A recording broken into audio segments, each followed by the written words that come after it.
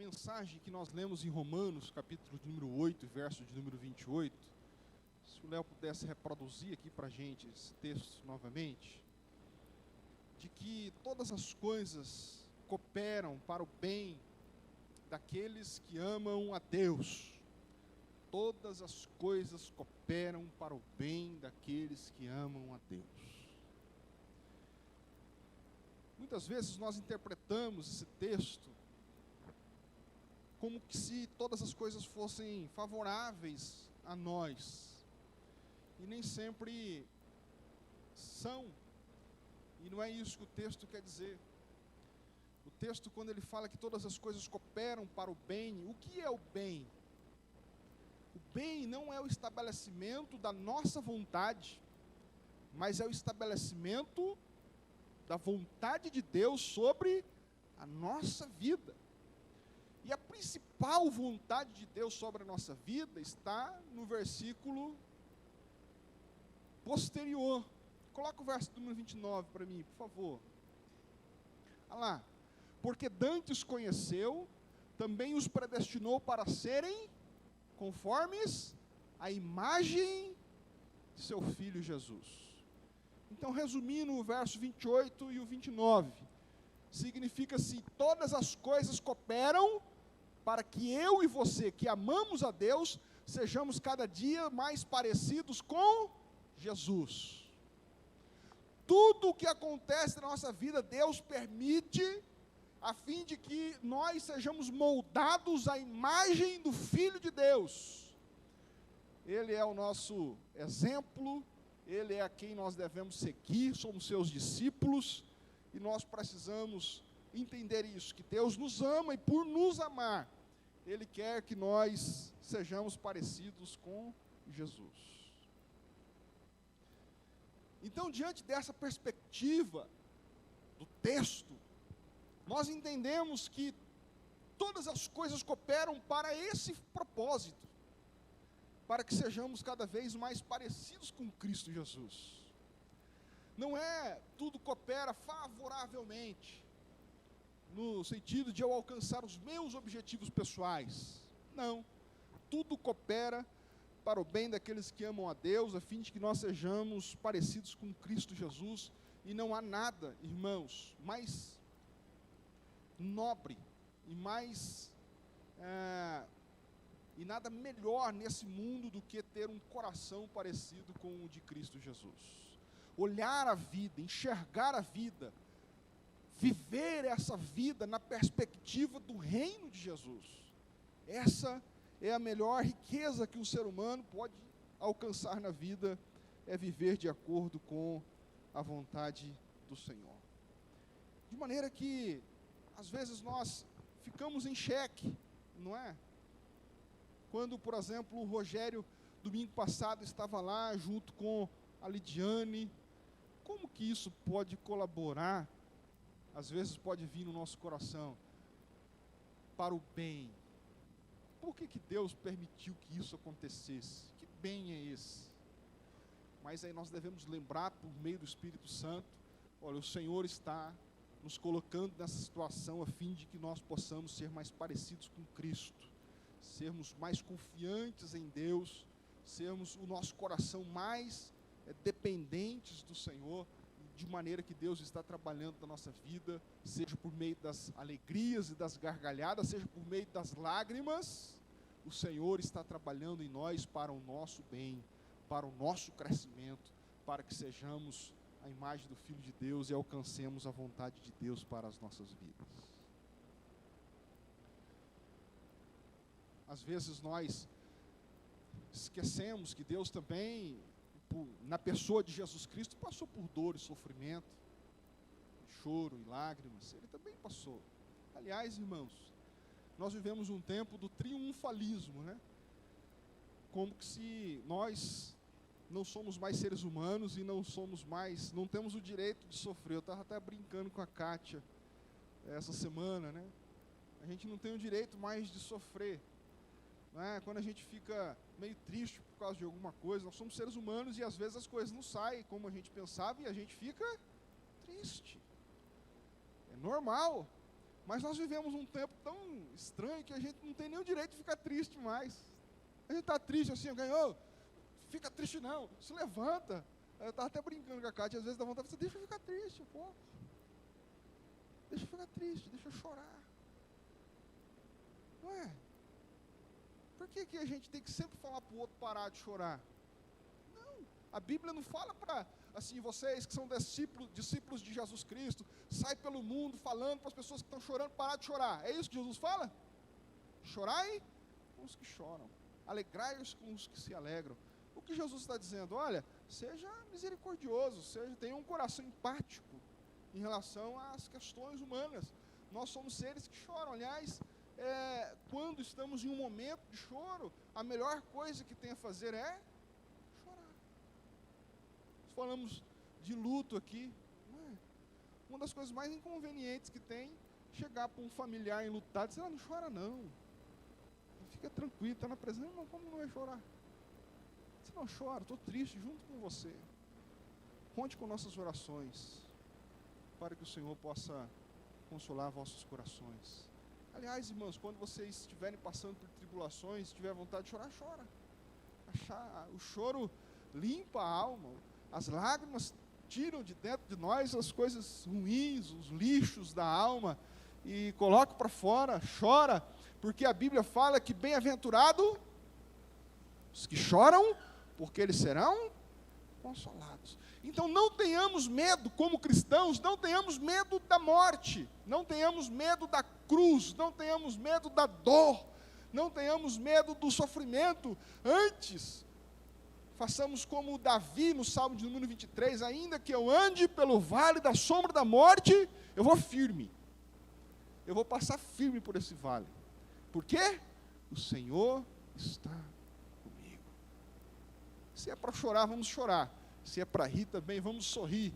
Mas sempre caminhando e fazendo com que demos espaço para que o Espírito Santo de Deus continue construindo em nosso coração a imagem de Jesus. O propósito de Deus para a minha vida e para a sua vida é que nós sejamos cada vez mais parecidos com Cristo Jesus.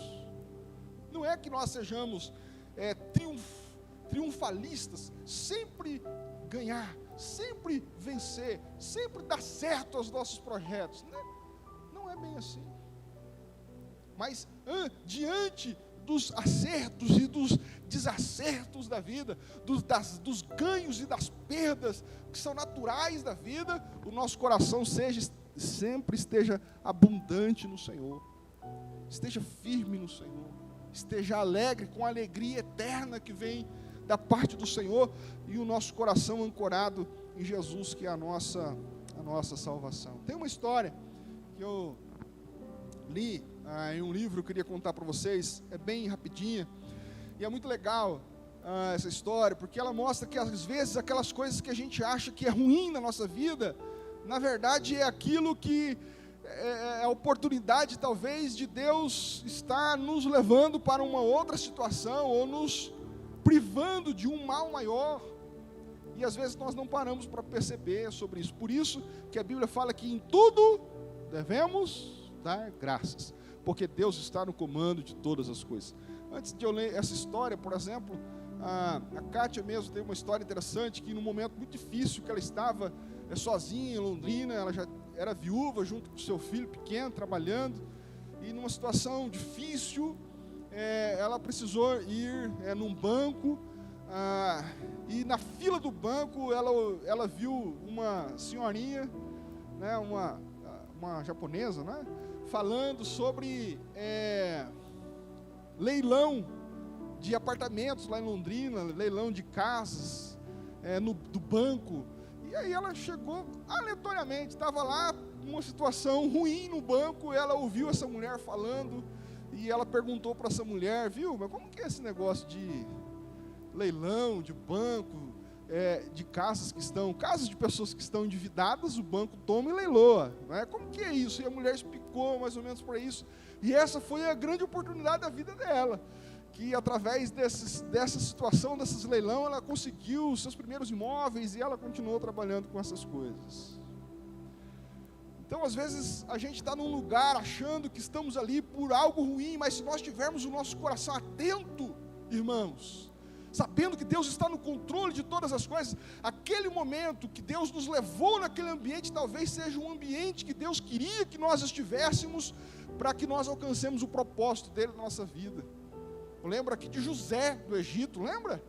Ele foi governador, ele foi parar lá, junto com o faraó do Egito, porque ele estava na prisão. Lá na prisão, um homem muito próximo do rei que estava preso, viu José, viu a sabedoria de José. Deus revelou sonhos para José em relação a ele. E quando ele foi absolvido pela justiça e voltou, esse grande empregado do rei, do faraó, voltou a servir o faraó, em um momento de crise, esse homem que estava perto do faraó falou assim: olha, eu sei alguém que pode resolver essa questão, ele está lá na prisão.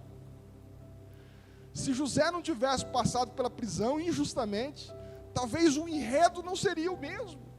E às vezes, por não compreendermos a vontade de Deus, irmãos, os nossos momentos de choro, de caverna, de prisões, os nossos momentos de dores, talvez é aquele momento que Deus está nos levando para uma porta abençoadora, para uma porta que Deus está abrindo para que você alcance a vontade dEle sobre a sua vida e sobre a sua história.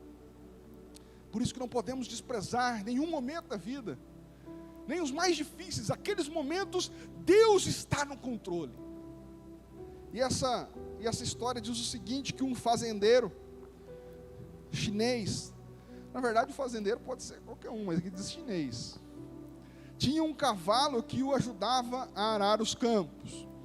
Um dia o cavalo fugiu, presta atenção, um dia o cavalo fugiu para as montanhas. Quando os vizinhos do fazendeiro souberam disso, eles foram até ele e disseram: que azar, agora você terá que arar os seus campos no braço, sozinho. O fazendeiro respondeu: talvez sim, talvez não. Algumas semanas depois, o cavalo voltou das montanhas e trouxe consigo uma manada de cavalos selvagens. Os vizinhos do fazendeiro ficaram maravilhados e disseram: que sorte, agora você tem muitos cavalos para ajudá-lo a arar os campos. O fazendeiro respondeu: talvez sim, talvez não. Um dia o filho do fazendeiro tentou montar um desses cavalos selvagens, acabou caindo e quebrando a perna. Os vizinhos do fazendeiro vieram visitá-lo e disseram: que azar, seu filho quebrou a perna e agora não pode ajudar você nos campos. O fazendeiro respondeu: talvez sim, talvez não. Algumas semanas depois, o exército chinês chegou à aldeia para recrutar jovens para lutar em uma guerra ferrenha. Todos os jovens da aldeia foram recrutados, exceto o filho do fazendeiro que estava com a perna quebrada. Os vizinhos do fazendeiro vieram até ele e disseram: que sorte, seu filho não foi recrutado para lutar na guerra e morrer lá. O fazendeiro respondeu: talvez sim, talvez não. Essa história ilustra como as coisas podem parecer boas ou ruins no momento em que acontecem, mas Deus tem um plano maior para as nossas vidas. Às vezes precisamos passar por dificuldades para alcançar algo melhor no futuro. Essa história é linda, eu achei tão interessante que eu quis compartilhar com vocês. Tem coisas, irmãos, que nós não entendemos, e é por isso que o nosso coração deve descansar debaixo da soberania e dos cuidados do Senhor. Eu me lembro que a minha avózinha, hoje que está com o Senhor, a avó Teresa, a gente chegava na casa dela, a gente abria o portão, que ficava só com um trinquinho, a gente entrava e batia na porta de madeira, toque, toque, toque. Hoje não tem mais isso, né? Hoje é na campainha, as vó têm até zap, né? Vó, tô indo aí. Mas naquela época não era assim, batia na porta, e a minha avó lá de dentro gritava: ei, tô indo. Aí ela vinha. Aí ela abria a porta, era assim, todos os netos, todos os filhos, era sempre assim, a avó Teresa, crente em Jesus. E a gente falava assim: oi vó, tudo bem? Todas as vezes era um ritual nosso. Ela falava assim: com Cristo no barco, tudo vai muito bem. Irmãos, se Cristo está no barco, pode ter tempestade, pode estar bonança, pode estar o que for. Se Cristo está no barco, nós estamos seguros. Quantas lutas minha vovó também não passava, como qualquer um de nós. Mas por anos, o que eu entendo de vida, eu sempre vi a minha avó falando: com Cristo no barco, tudo vai muito bem. Hoje, adulto, eu fico lembrando e fico pensando quantas vezes a minha avó talvez estava chorando lá e veio nos atender, quantas vezes ela estava amargurada, quantas vezes decepções, tristezas, mas sempre ela estava com essa palavra: com Cristo no barco, tudo vai muito bem. Irmãos, irmãs, Jesus Cristo está no nosso barco. Jesus Cristo está conosco. Não importa a dificuldade, o luto, a doença, o problema. Se o Senhor está conosco, é porque as coisas devem ser assim, e o Senhor está cuidando de cada um de nós. Caminhando para o fim, hoje eu não quero ser demorado. Nós vemos alguns textos, por exemplo, de Pedro, no Evangelho de Mateus, capítulo 14. Não precisa abrir a Bíblia. Uma passagem no Evangelho em que Pedro, lembra, estava no barco. Jesus chegou, se aproximou do barco, andando por cima das águas. E Pedro fala: Senhor, eu posso estar convosco? E Pedro fala assim: pode vir. E Pedro, então, corajosamente, dá um passo sobre as águas. Mas a Bíblia diz que logo ele temeu e começou a afundar, por falta de fé. E a Bíblia fala que quando Pedro estava afundando, Jesus estendeu a mão e o socorreu. Pedro não teria a experiência de ter o toque de Jesus o salvando, se ele não tivesse afundado. Uma das maiores experiências que nós podemos ter na nossa vida é exatamente nos momentos de crise, nos momentos difíceis, no momento em que parece que a nossa fé está ruindo. É nesses momentos que nós podemos perceber a mão do Senhor nos segurando. Irmãos, pensa bem, você que está aqui nessa noite, quantas coisas você já passou, quantas lutas, quantas decepções, quantas vezes você achou que não dava mais para seguir com a fé, com a vida, ou com a família, ou com o seu projeto de vida, com o seu trabalho, quantas vezes, mas até aqui o Senhor tem te sustentado e te ajudado, e não vai ser diferente daqui para frente. O Senhor está cuidando de ti, o Senhor está cuidando da sua família, o Senhor está cuidando dos seus, do seu negócio, do seu trabalho. Deus está cuidando de nós, e nós não devemos temer. As dificuldades de hoje pode ser exatamente a oportunidade que Deus tem para a nossa vida amanhã. Como não sabemos os caminhos do Senhor, confiemos nele, confiemos a nossa família a Ele, confiemos o nosso ministério a Ele, confiemos as nossas finanças a Ele, confiemos a nossa família e os nossos filhos a Ele, porque Ele tem cuidado de vós. O Senhor te trouxe hoje aqui para que você levasse essa palavra. Ele não te deixará afundar nos seus passos de fé, assim como Pedro deu, mas ele não sustentou a sua fé e começou a afundar. O Senhor não o deixou morrer afogado. O Senhor antes estendeu a sua mão e o salvou. E hoje, talvez alguns dos meus irmãos estão com o coração doído, achando que não tem mais perspectiva em alguma situação. Mas, por favor, em nome de Jesus, sinta nessa noite a mão de Jesus, espiritualmente falando, segurando na sua mão e te sustentando, dizendo: filha minha, filho meu, eu te sustento pela minha mão direita.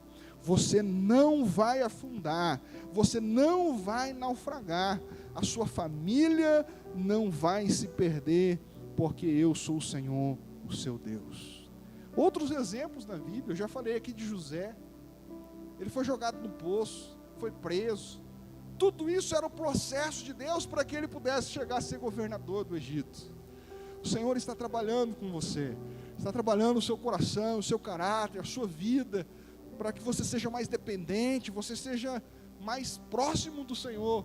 Então, irmãos, acalme-se diante das situações difíceis, tudo está no controle do Senhor, e Ele sempre tem o melhor para os seus filhos.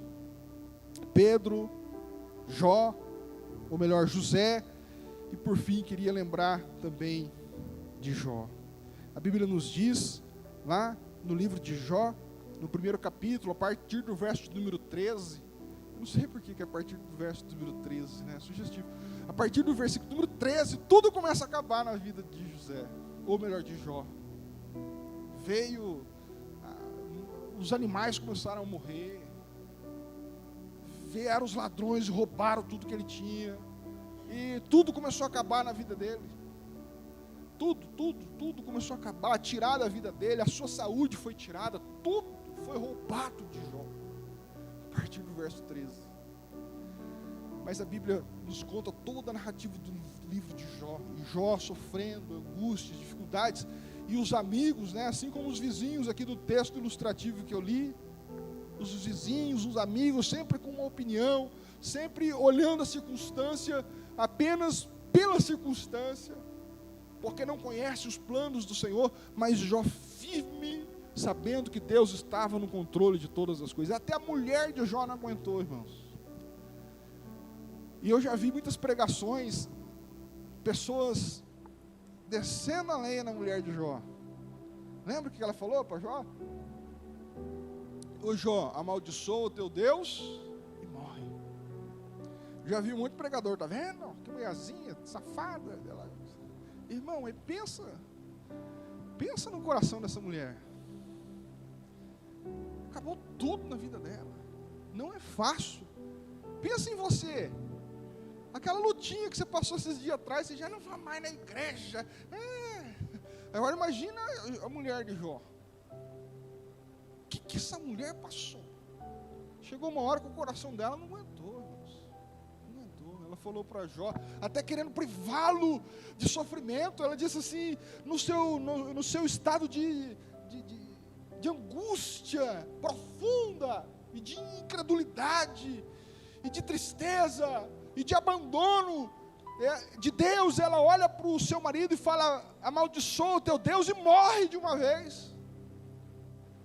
Mas Jó, diante de toda essa circunstância, a Bíblia diz que ele permaneceu firme. Ele falou, nu eu saí do ventre da minha mãe, nu eu voltarei para o pó da terra, mas louvado seja o nome do Senhor. Eu sei que o meu Redentor vive, disse Jó, e por fim, no final de todas as coisas, ele se levantará sobre a terra. Eu sei que Deus está no controle de tudo. Todo mundo vendo as catástrofes, mas olha que fé admirável desse homem. Ele não estava olhando a lepra, ele não estava olhando as pessoas que o roubaram, ele não estava vendo as perdas, ele estava olhando para Deus. Eu sei que o meu Redentor vive, eu sei que Ele está no controle, eu sei que Ele está cuidando de mim. Aconteça o que acontecer, Deus é soberano, Ele é rei, Ele tem o melhor para a minha vida. Que coisa extraordinária. Não olhe para o seu problema, olhe para o Senhor. Olhe para Cristo, o autor e o consumador da nossa fé. Cristo é aquele que tem a mão estendida e abençoadora. E lá no capítulo 1, que começa no livro de Jó, dizendo que ele perdeu todas as coisas, inclusive a sua família, a fé, o respeito, perdeu tudo. Lá no final a Bíblia diz que o Senhor deu a ele porção dobrada de tudo o que ele tinha. Não apenas materialmente falando, Deus lhe deu o dobro, mas olha que experiência agora que Jó diz lá no final do livro. Diz assim, olha, antes eu conhecia Deus de ouvir falar dele, mas hoje eu conheço a Deus na minha intimidade, no meu dia a dia, de andar com Ele. Então todas as circunstâncias que nós passamos, irmãos, é Deus querendo se relacionar conosco, é Deus se aproximando de nós, fazendo com que nós sejamos cada vez mais parecidos com Jesus. Eu queria encorajar você nessa noite a confiar em Deus. Confie no Senhor, confie cegamente, Não faça isso com mais ninguém na face da terra, mas com Deus. Confie nele cegamente. Fique nos braços dele. Mesmo enfrentando as dificuldades que houver, dificuldades físicas, materiais, sentimentais, emocionais, seja qualquer que for a dificuldade que você está enfrentando, meu irmão, lembre-se de que para todas as coisas Deus tem um propósito. Ele vai colocar você no centro da vontade dele, logo ali na frente. Você vai saber o porquê você está passando por essas circunstâncias. Deus vai te abençoar. Deus vai tirar você dessa situação que te faz sofrer, te faz chorar. Deus quer fazer você crescer, amadurecer, ser parecido com Jesus. Em nome de Jesus, não desista da sua fé, não desista da sua família, não desista dos seus sonhos. Fique firme, o Senhor está com você. Fique com o seu coração no Senhor. Muitas vezes é momento mesmo da gente se recolher um pouco, orar mais, se aparecer menos, faz parte. A Bíblia fala em Eclesiastes que há tempo para todas as coisas debaixo do céu. Há tempo de abraçar, há tempo de se afastar, não é? A sabedoria bíblica diz, há tempo para tudo. Tempo de sorrir, tempo de chorar, tempo de plantar, tempo de colher, há tempo para todas as coisas. Mesmo que passemos por momentos difíceis, às vezes é momento de ficar mais quietinho, orando, buscando o Senhor, não tem problema, faça isso. Logo ali na frente, o Senhor te dará uma vitória, o Senhor te dará uma conquista, o Senhor mostrará grandes coisas lindas que Ele tem preparado para você, para a sua família. De repente, você está um pouco confuso, sem saber como lidar com os filhos, nesse contexto de mundo que vivemos hoje, com as crianças, com os jovens, o que fazer, o que falar, como ajudá-los, como fazê-los. Calma, coloque eles nas mãos do Senhor, ore por eles, faça a sua parte, porque Deus está cuidando da sua família, em nome de Jesus. Se coloque em pé, eu quero orar por você.